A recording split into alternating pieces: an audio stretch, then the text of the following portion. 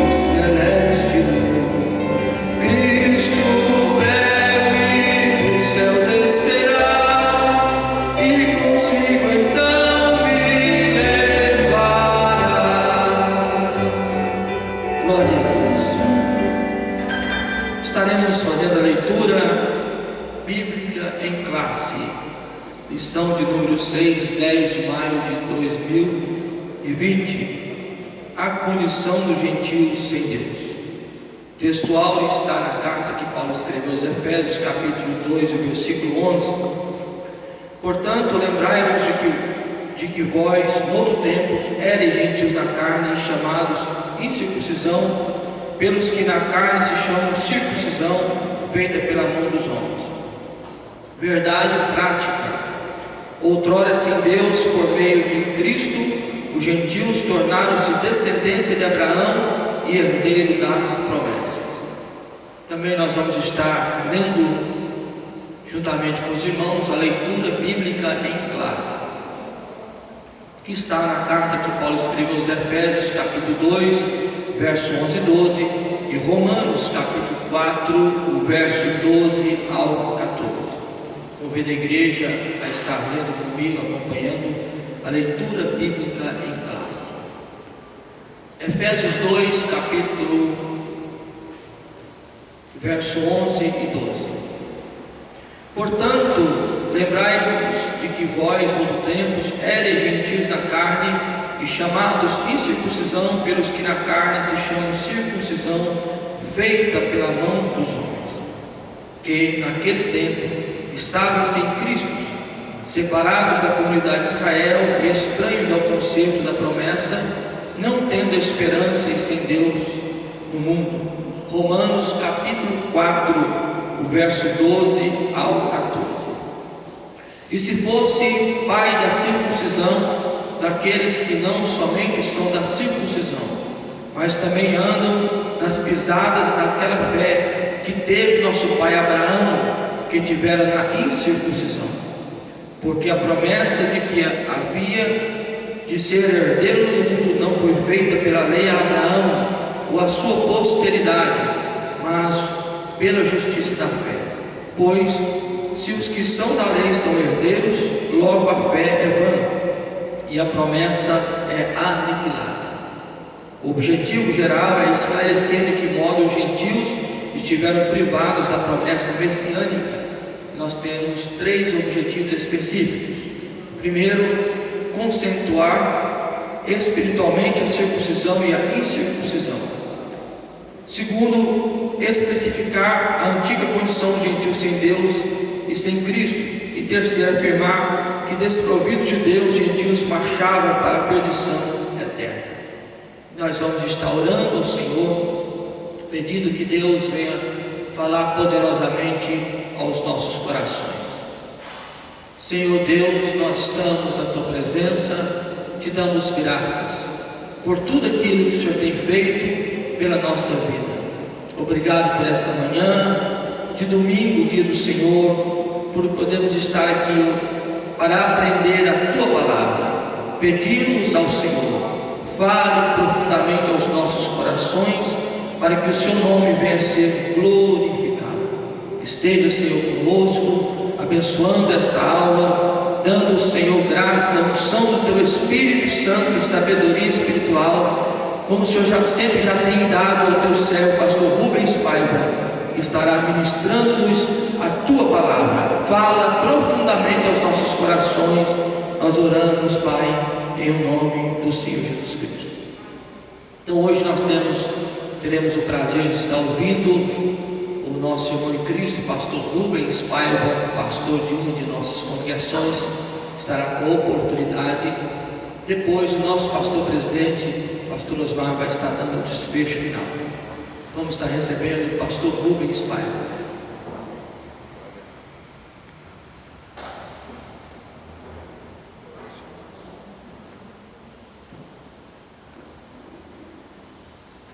Meus irmãos, a graça e a paz do nosso Senhor Jesus esteja com todos vocês, aos nossos irmãos que estão também na escola dominical via online. Que Deus abençoe a sua vida.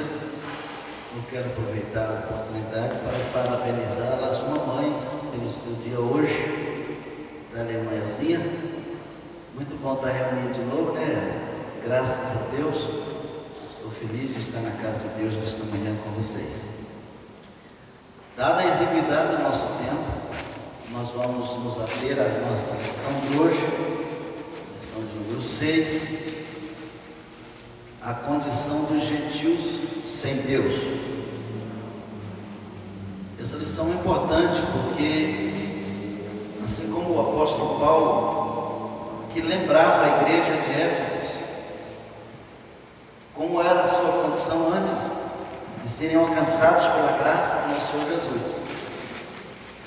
É nos facultado também nessa manhã a oportunidade de trazer à memória como nós também, antes de sermos alcançados, estávamos longe de Deus e destituídos da graça.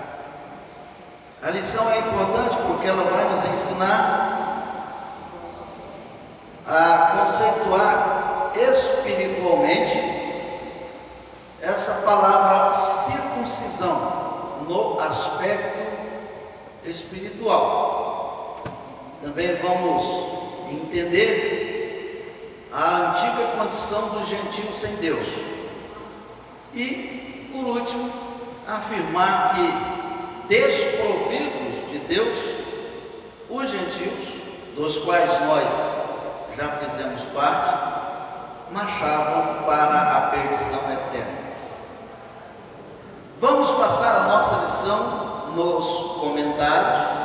A introdução diz que nesta presente lição veremos que o autor de Efésios lembra aos gentios de que antes da regeneração eles eram incircuncisos e haviam experimentado 5 formas de privação. Estavam sem Cristo, separados de Israel, alienados quanto à promessa, sem esperança e sem Deus no mundo.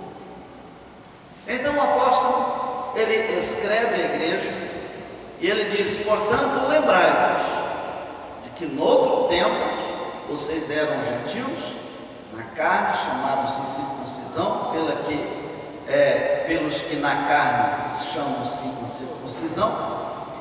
E essa nossa lição, ela vai abranger este assunto. Ou seja, a gente sempre ouviu falar na palavra circuncisão ou incircuncisão. E nós vamos entender isso do ponto de vista bíblico, bem como também nas explicações do apóstolo escrito aos Efésios. Para entendermos, vamos começar chamados incircuncisão, já que o apóstolo Paulo disse que deveria a igreja em Efésio lembrar-se de que num outro tempo eles eram chamados incircuncisão pelos que eram na carne chamados circuncisão. Então havia uma diferença. Todos os que eram judeus circuncidados, eles tinham uma separação muito grande em relação aos gentios, e esta separação caracterizava-se quase que principalmente por esse ato. Então vamos imaginar que numa escola pública naquela época, jamais uma criança judeu ela estaria comunicando com um que não fosse, e essa era sempre um codinome que seria dado aos não judeus: você é um incircunciso. Mas essa palavra ganha uma conotação muito grande, principalmente quando você vai ver Davi confrontando-se com Golias, e Davi olha para o gigante e diz: ele não passa de um incircunciso. Então, quando alguém era tido por Deus como incircunciso, consequentemente pelos que são da circuncisão, eles estavam em primeiro lugar separados de Deus.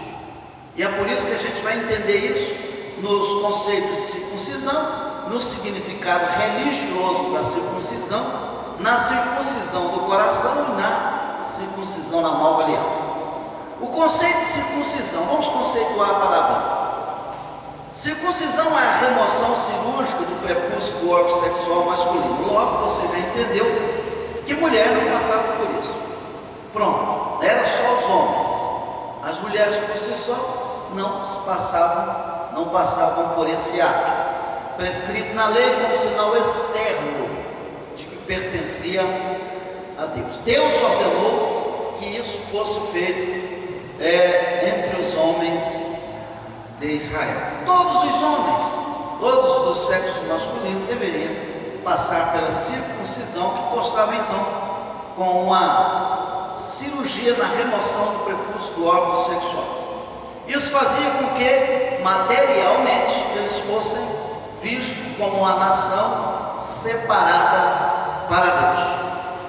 Uns fizeram isso mais cedo, outros mais tarde, mas todos fizeram, de forma que até hoje em Israel esta é uma prática mantida com muito zelo.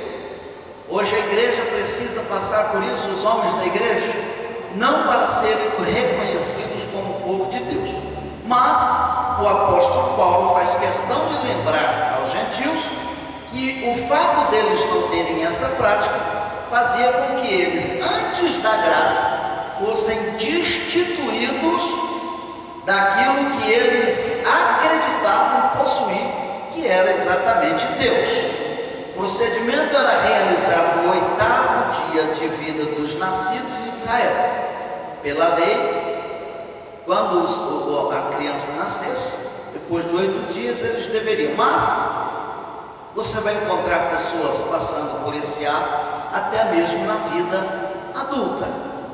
Outros quando jovens, adolescentes, mas via de regra a norma era que aos 8 dias a criança do sexo masculino deveria passar pela circuncisão. Isso era uma normativa e fazia parte do ordenamento até jurídico de Israel, não só da Torá. Fazia com que uma criança, em nascendo, os pais já tivessem a obrigação de o conduzir ao local em que ele passaria por esse procedimento cirúrgico. Mas e o significado religioso disso? O significado religioso apontava para a santificação. Essa era a lógica. Uma pessoa incircuncisa, uma pessoa não santa. Uma pessoa circuncidada, uma pessoa santa.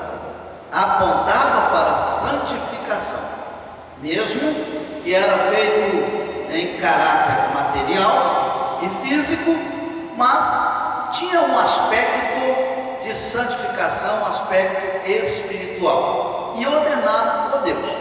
Como a corrupção e as práticas idólatras estavam fortemente relacionadas com a sexualidade depravada, no mundo antigo, até como no mundo atual, sempre vemos a corrupção de mãos dadas com esta prática da sexualidade exacerbada. E Deus viu que nesta ação da circuncisão ele poderia trazer uma prova visível de quem era santo e o servir daqueles que não eram e não o serviam. O significado religioso desta ação era exatamente a santificação. Não no aspecto da igreja atual. Paulo estava lembrando para a igreja de Éfeso que esta era a condição deles, antes deles serem achados pela graça de Deus. Parece-nos evocar a ideia de que o apóstolo Paulo queria que a igreja entendesse que eles não fizeram absolutamente nada para serem aceitos por Deus, e que a única opção para que eles agora estivessem na presença de Deus fora a graça do Senhor, e não algum ato físico que eles tivessem passado ou que tivessem interagido. Por isso, Paulo lembra a igreja de qual era a sua condição antes, e nós estamos entendendo, primeiro, que é a circuncisão, o que significava no seu conceito espiritual, religioso, mas vamos trazer isto agora, como a Bíblia diz, para uma outra parte do corpo. E aí vamos ver a circuncisão do coração. O apóstolo reconhece que os gentios não faziam parte da circuncisão, dessa normativa, mas com uma ressalva. O sinal dos judeus era apenas físico e realizados por mãos humanas, conforme nós vimos na leitura. A boa nova que Paulo traz é a de que a verdadeira circuncisão não se tratava de uma operação externa na carne realizada pelos homens, mas fora feita no interior, que é do coração, cujo louvor não provém dos homens, mas de Deus. Assim, em Cristo, o sinal de quem pertence a Deus não é a circuncisão nem a incircuncisão, mas ser uma nova criatura. Paulo disse: olha, tudo bem, agora você deve entender que, embora você não sendo louvado pelos homens, porque com o passar dos anos, o ato de ser circuncidado passou a ter relação com quem era aceitado na roda ou excluído dela, ou seja, se a pessoa não fosse circuncidada, então era um grupo separado, e quem era, tinha uma certa, gozava ou usufruía de um certo benefício de status. E Paulo diz: olha, tudo bem, igreja, você não passou por isso, não na forma como é feito na normativa, mas pela graça vocês foram circuncidados no coração, e o louvor dessa ação não vem de homens, e nem tampouco homens por ela devem ser louvados, mas exclusivamente Deus. Então tudo aquilo que na lei e nos ordenamentos era feito com o objetivo de trazer uma forma visível de quem pertencia a Deus e quem não pertencia, Paulo falou: agora isso é feito no coração. Mas se o significado religioso da prática da circuncisão significava santidade, o significado religioso da santificação, da circuncisão no coração, é a mesma coisa. Não mudou esses dois significados. Significa que agora a igreja em Éfeso poderia ser formada por pessoas que haviam passado pela circuncisão prática, a cirurgia normal, como bem por aqueles que não haviam passado, mas ambos estavam na graça e, portanto, circuncidados no coração. Uma vez passado por isso, a nomenclatura gentil não cabia mais a nenhum dos dois grupos, nem aos judeus da circuncisão, nem àqueles que aceitaram Jesus posteriormente e não passaram por ela. Condição atual? Condição atual. Nós não somos da circuncisão, como nós acabamos de ver. Mas onde ela está em nós? No coração. E isso faz com que nós sejamos aceitos por Deus como santos. Vamos relembrar o conceito da circuncisão: cirurgia na remoção cirúrgica do prepúcio do órgão sexual masculino. Passamos por isso? Não. Os judeus passavam e passam? Sim. O significado religioso dessa ação: separados para Deus, santificados para o Senhor, ordenados por Deus. Nós passamos por isso? Sim. Nós passamos pela cirurgia? Não. E onde fica hoje a circuncisão? No nosso coração. E para quê? Para louvor e glória do nome do Senhor Jesus.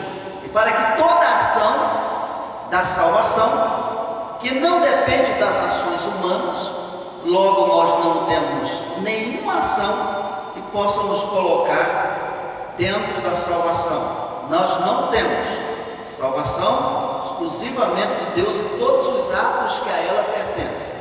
Mas, salvos hoje, podemos dizer que a circuncisão ou a remoção de qualquer coisa de parte está no coração. E isso se deu com um nome interessante. Deu-se toda essa ação o nome de a circuncisão na nova aliança. Ontem nós estivemos celebrando a Santa Ceia, participando e lembrando-nos da nova aliança, da qual a igreja faz parte. O assunto da circuncisão gerou discussões acaloradas entre os judeus e gentios. E a Antioquia, a questão ganhou muitas dimensões, provocou intensos debates que culminou na convocação do primeiro concílio da igreja de Jerusalém. A deliberação após o assunto sob orientação do Espírito Santo passou a enfatizar que na nova aliança a circuncisão somos nós, que servimos a Deus no Espírito e nos gloriamos em Jesus Cristo, não confiamos cara. Então, essa parte aqui, esse item é de particular importância, pelo menos para mim. Eu considero essa parte da revista muito importante. Havia um assunto, ele era muito importante para a igreja, estava ligado a normas antiquíssimas. Você poderia, se você estivesse naquele concílio e fosse da ala conservadora, você poderia argumentar dizendo assim: mas a Bíblia diz lá, a Torá não remova os marcos antigos. Aí vai Pedro e fala: não, mas e nós temos que aceitar na igreja só os circuncidados. Paulo levantava de lá: gente, mas a circuncisão é no coração. Mas a primeira coisa interessante que eu quero que você entenda é: a igreja não se omitiu a essa discussão, não se escondeu. Olha, nós precisamos incluir essas pessoas na igreja. Como vamos fazer isso? Como vamos fazer isso? Nos ensina uma coisa importante: nós não podemos fugir dos assuntos que traz à igreja mudanças, mas também precisamos sentar e conversar sobre isso dentro da palavra de Deus e utilizando os recursos do conhecimento do Espírito Santo. E por isso a Bíblia diz que, orientados pelo Espírito Santo, eles concluíram uma coisa interessante.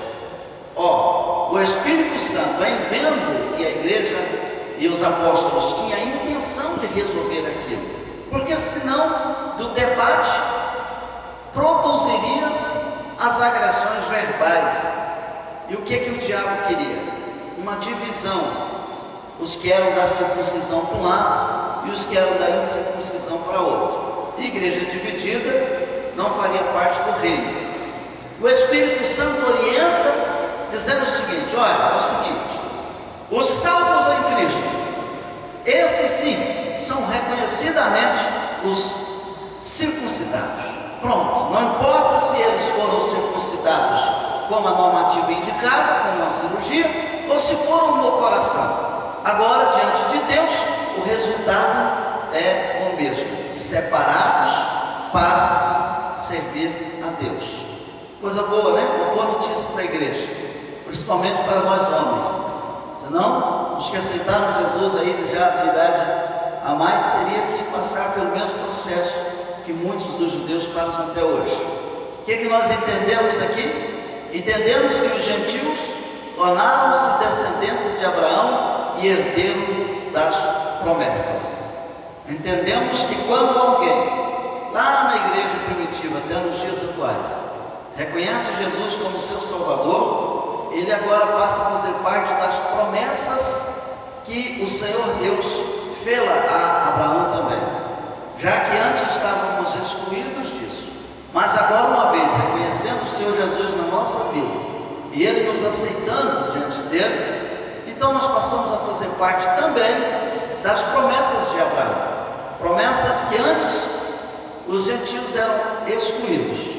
E para que nós nos atrelássemos a essas promessas, nós não passamos pela circuncisão como os judeus passam, mas a que vem no coração. E isso é pela graça do Senhor Jesus.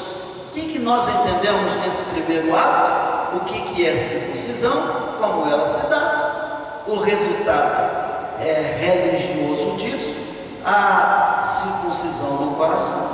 E na reunião do primeiro concílio de Jerusalém, como ficou ali a circuncisão entre a igreja, ou seja, a igreja não precisava separar em alas, todos eram iguais perante o Senhor Jesus.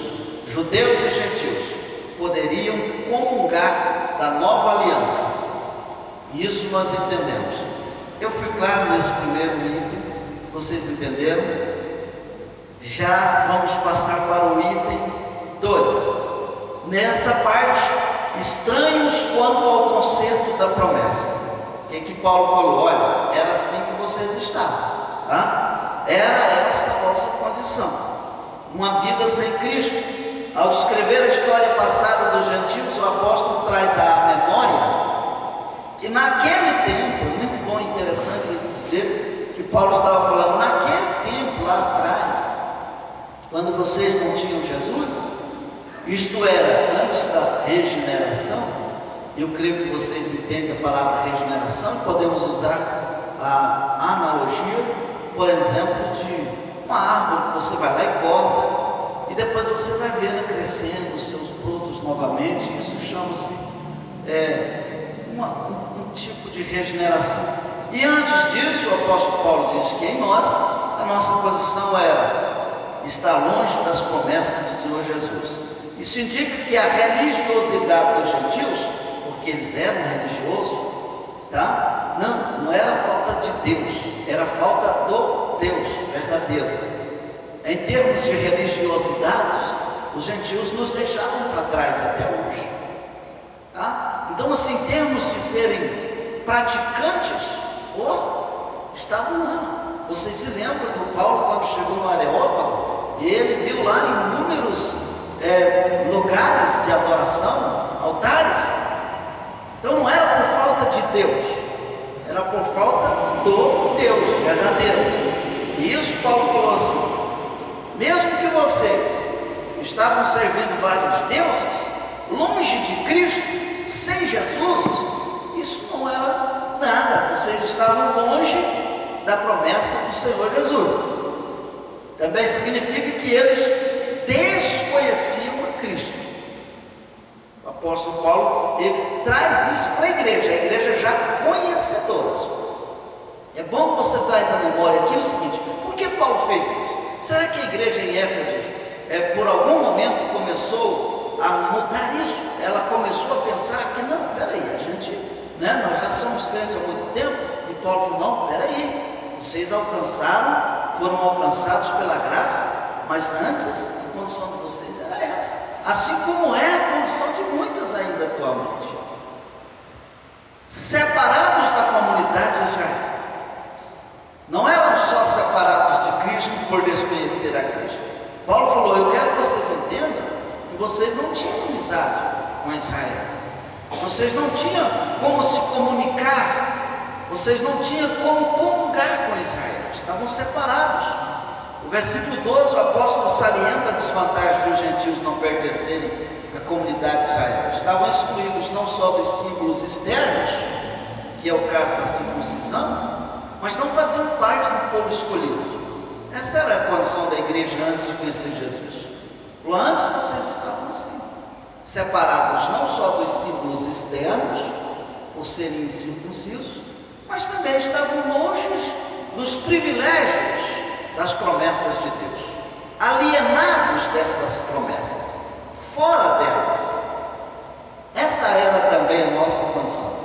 Brasileiros, há milhões, tira a frase milhões, centenas de milhares de quilômetros de Israel. Não sei se aqui alguns de vocês têm sangue judeu na veia, não sei se vocês têm um parente, os parentes antigos, e essa também era a nossa condição. E em Éfeso, Paulo diz: essa é a condição de vocês também. Quer dizer, hoje vocês fazem parte da promessa de Israel, porque Cristo ligou vocês à promessa. É por isso que hoje nós temos o privilégio de ler o Velho Testamento, não é mesmo? Vocês acham que antes vocês poderiam dizer: o Senhor é meu pastor, nada me faltará? Jamais. Essa parte da Bíblia Sagrada, o Senhor é meu pastor, nada me faltará, ela nos torna possível a bênção disso, porque Jesus nos ligou a isso. Paulo fala isso para a igreja: Cristo te ligou às promessas feitas para Abraão. E a todas as vezes que Deus se manifestou a Abraão, Cristo agora tornou possível que essa manifestação lá, você possa usufruir do benefício desta bênção. Por isso você pode ler o Salmo 91, por isso você pode ler o Salmo 46, por isso você pode observar as promessas do Velho Testamento e hoje dizer: eu estou dentro dessa promessa também, eu faço parte disso. Por isso que hoje nós pregamos na Bíblia Sagrada textos que o Senhor promete a Israel e que hoje nós podemos dizer: cabe a nós. E por que nós podemos dizer isso? Por causa de Jesus Cristo, tá? Por causa da graça salvadora. Bom, a condição da igreja em Éfeso não estava atrelada só ao fato deles serem incircuncisos, deles terem uma vida sem Cristo, mesmo sendo religiosos. estarem separados da comunidade de Israel e alienados quanto ao pacto das promessas, mas eles estavam sem esperança e sem Deus, lá antes deles aceitarem Jesus. Imagina Paulo pregando aqui para a nossa igreja e dizendo assim: prestem atenção no que vocês são hoje, mas tragam à memória o que vocês foram antes, porque antes era assim que estava a condição de vocês, sem esperança. Queridos, todas as pessoas, todos os seres humanos precisam se apegar à esperança. Esperança funciona como uma força motriz que nos induz a continuar e que queremos continuar. Nós queremos entender que amanhã será melhor que hoje. E todos os seres humanos que perdem a motivação da esperança tendem a se entregar à depressão e à angústia. E é por isso que Paulo falou: vocês estavam assim antes, desprovidos da esperança. Porque eles não tinham deuses? Não. Porque eles não eram religiosos? Não. Porque eles eram incircuncisos? Também não. Porque eles não tinham Cristo. Então Paulo queria incentivar a igreja em Éfeso para que eles entendessem que agora a condição deles de esperançosos, de ligados nas promessas, dava-se à pessoa de Jesus Cristo no meio deles. E Paulo diz: olha, como vocês estavam antes. A palavra esperança traz a ideia de confiança. Não é mesmo? Um judeu tinha total confiança, porque eles estavam dentro de alguns atos que o ligavam a Deus. E a igreja em Éfeso e demais igrejas da primitividade também passaram por isso, como nós também hoje nos dias atuais. Mas antes nós não tínhamos esta esperança. Desprovidos da esperança, éramos, por natureza, desprovidos da confiança. O seu principal uso está ligado à confiança nas promessas divinas. Quer dizer, olha como a gente pode entender esse texto. Preciso confiar que Deus está comigo. Preciso confiar que Deus me ajudará. Preciso confiar que Deus nos ajudará. Mas essa confiança não está atrelada a alguma ação minha. Essa confiança, ela está exclusivamente na pessoa de Jesus Cristo na minha vida. Quer dizer, é como se Deus, todas as vezes que Deus tem que vir até a mim para me ajudar, para me abençoar ou para nos fazer isso, Ele faz isso, porque Ele tem a ligação que é o Senhor Jesus Cristo na nossa vida. E Paulo quer trazer isso à igreja em Éfeso, como nessa manhã a nós. Podemos afirmar que os gentios eram desprovidos de esperança por causa da parte filosófica de sua natureza. A filosofia, ela tende a justificar as ações humanas pelos próprios homens. E os gregos, gentios, tinham muito contato com a filosofia.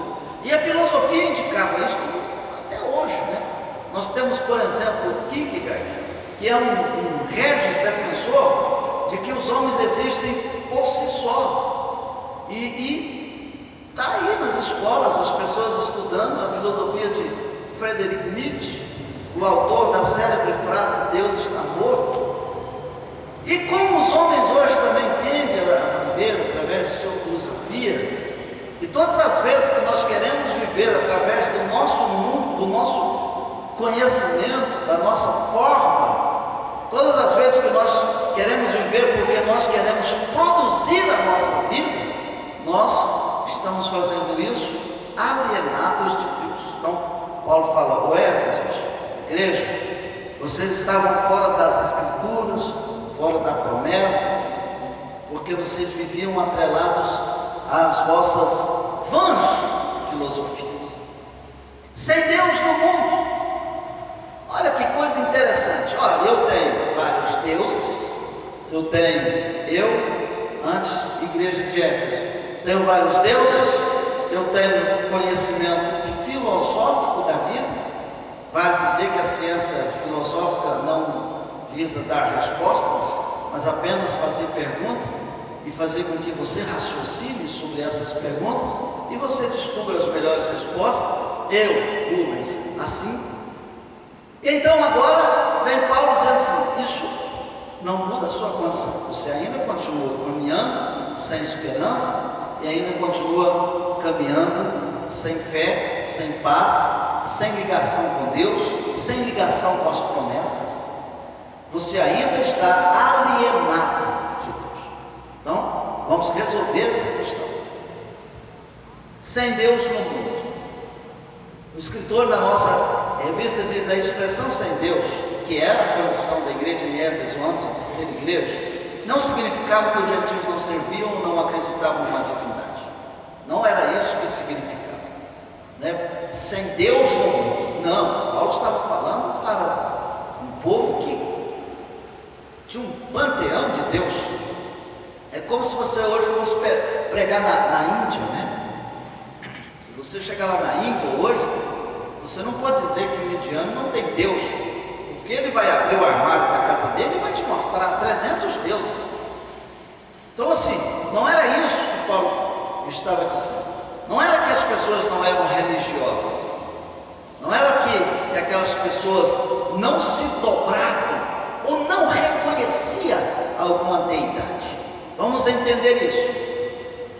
Ao contrário, eles eram politeístas e idólatras, pois acreditavam e adoravam muitos deuses. Assim, por meio do seu paganismo, estava alienado do Deus que havia revelado a Israel. Olha, eu acho interessante o salmista dizer: na presença dos deuses, eu vou cantar a ti louvores. Eu costumo dizer, Priscila, que lá no céu Deus não tem concorrência, né? Mas aqui Ele tem. Aqui Deus tem concorrência. Lá no céu não. As pessoas querem dizer: lá no céu vou cantar, tem hinos bonitos que diz que nós vamos cantar lá no céu. Mas o salmista diz que eu preciso fazer isso na presença dos deuses, e eu só posso fazer isso na presença dos deuses aqui. Então Paulo parece trazer ou evocar a ideia em Éfeso, dizendo: sejam verdadeiros, sejam autênticos, adorem ao Senhor Deus, porque vocês estão aqui no mundo, estão na terra, e aqui na terra existem muitos deuses, e existe. O Brasil gaba-se de ser religioso em uma porcentagem muito alta da sua população. Mas e os verdadeiros, aqueles que são circuncidados no coração, que estão dentro da graça do Senhor e que são motivos de Deus ainda se manifestar? Então Paulo traz essa ideia dizendo: se vocês estavam assim, agora vocês são diferentes, e vocês têm que agir com essa devida diferença. Vocês precisam entender que agora, crentes em Jesus Cristo, lavado, uma nova criatura, deixou aquele panteão de deuses. Eu não conheço a vida pregressa de vocês, mas eu conheço alguns da nossa igreja que diziam que eles eram isso, aquilo, que servia a isso, a santa fulano, a santo ciclano, e que poderiam demonstrar isso. E Deus nos tira dentre esses deuses e faz com que a igreja sirva a um único e soberano Deus. Não precisamos passar por nenhuma ação nossa. Eu morei em Romaria e eu ficava ali no mês de agosto, preocupados com as pessoas que eu via chegando ali. Quantas pessoas de idade avançada que se achegavam se arrastando. Teve uma senhora que chegou a mim e disse assim: pastor, eu fiz a promessa de subir as escadarias, mas eu não dou conta, eu preciso pagar a promessa, deixa eu subir as escadarias da igreja. Eu falei: senhora, mas a minha só 4 degraus, a senhora fez subir 80, como é que a gente resolve isso? Mas eles estavam lá tentando resolver o seu problema com Deus. Mas a graça do nosso Senhor Jesus Cristo diz: não, eu posso ir até onde você está e alcançar, salvar você, colocar você em ligação com Deus, tirar você dessa ideia, fazer com que você seja livre, tenha uma vida livre. Vamos continuar. Assim, por meio do seu paganismo, estavam alienados de Deus que havia sido revelado a Israel. Significa que suas vidas eram regidas pela falsa ideia de divindades pagãs que as mantinham escravizadas em densas trevas espirituais.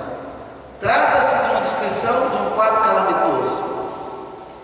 Entretanto, e felizmente, esse quadro foi alterado pela intervenção dos desígnios eternos do verdadeiro Deus. Tudo que Paulo estava dizendo só se resumia nisso aqui. Antes vocês estavam lá, Pedro também fala isso. Antes vocês não eram povo, antes vocês não eram nada, mas hoje vocês são povo santo, nação santa, povo adquirido, é isso? Antes nós não éramos reconhecidos em nada, hoje nós somos filhos e filhas de Deus.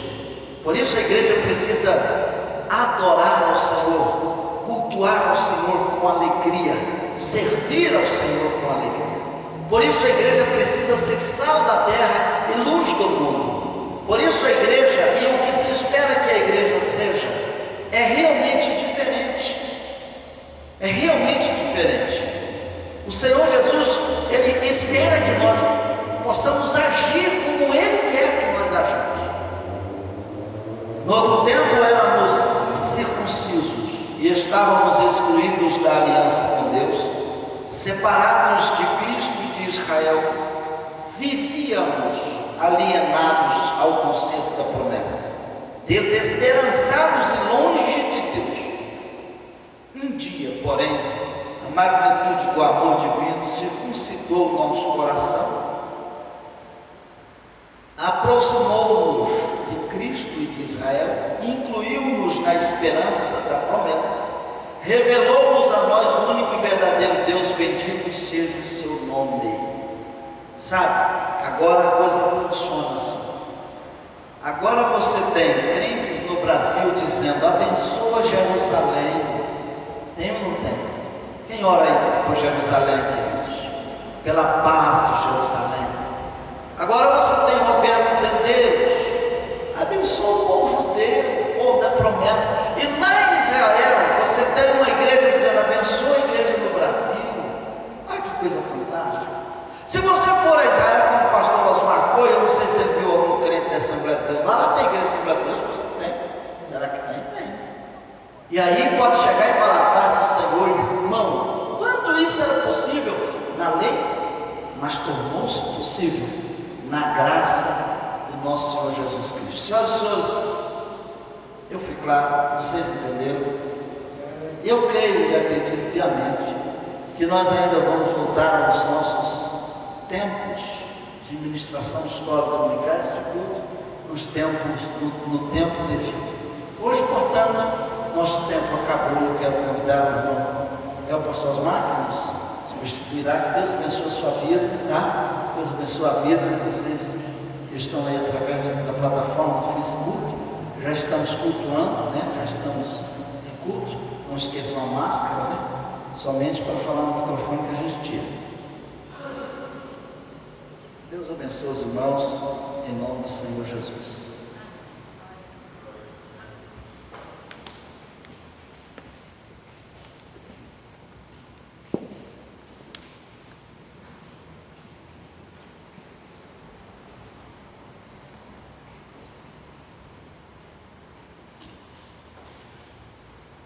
Quero cumprimentar os amados irmãos com a paz do Senhor Jesus.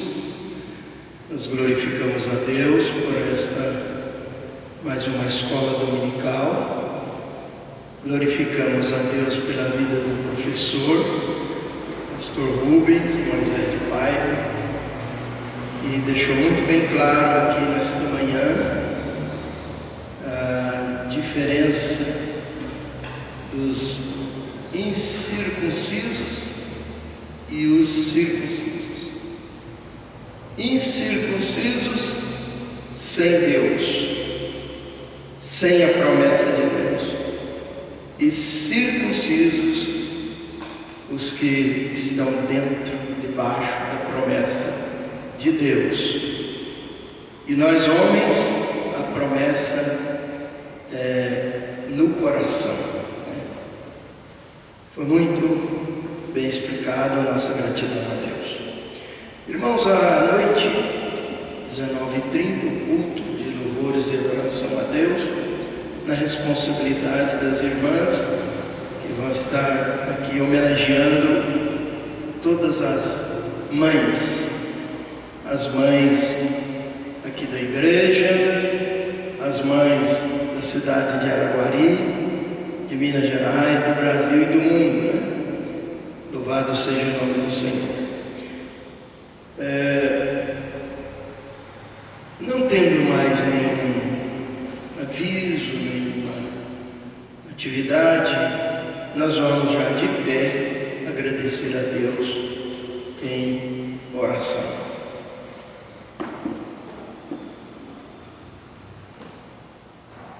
Lembrando que o culto à noite com os mesmos procedimentos que nós tivemos aqui ontem na escola dominical, tivemos ontem à noite no culto da celebração da Santa Ceia e agora da escola dominical, os irmãos com comportamento bem legal, né?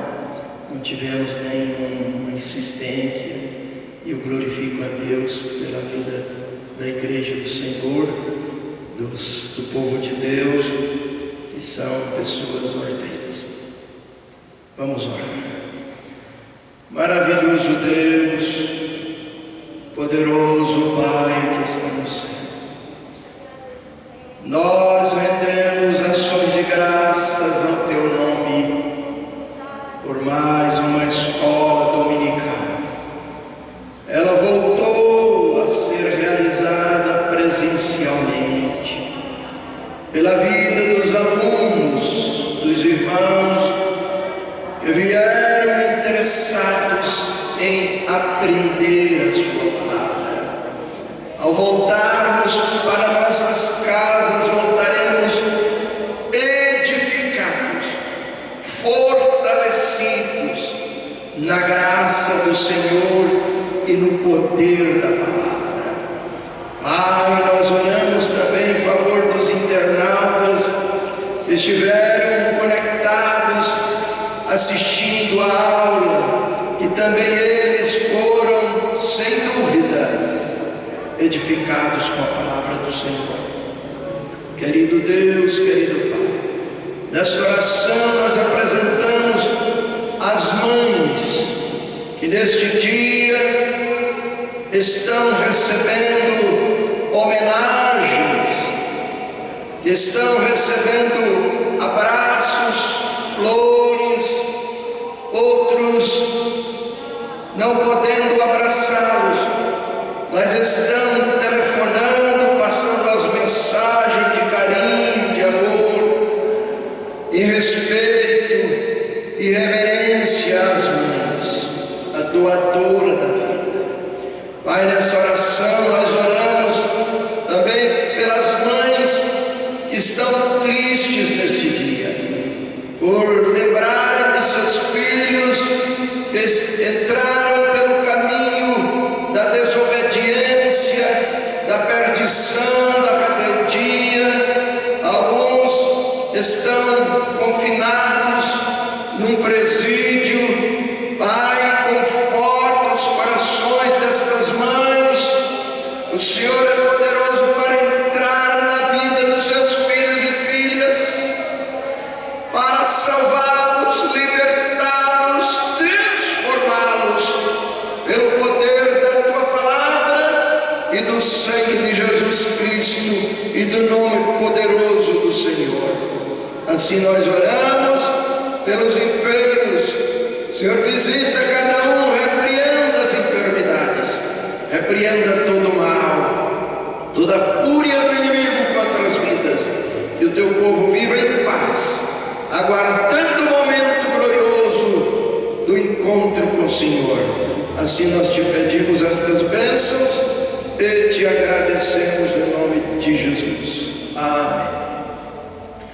A graça de nosso Senhor Jesus Cristo, o amor de Deus, a comunhão do Espírito Santo, seja com todos nós hoje e sempre.